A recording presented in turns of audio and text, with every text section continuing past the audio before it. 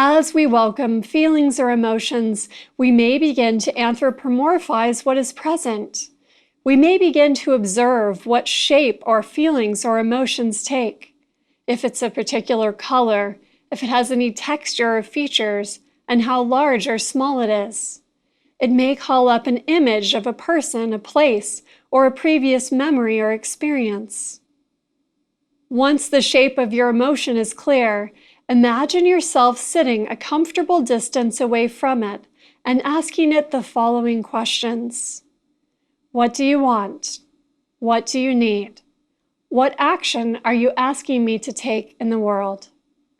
Asking each of these 3 questions helps you really listen to your emotion, to listen for the message it's trying to give you.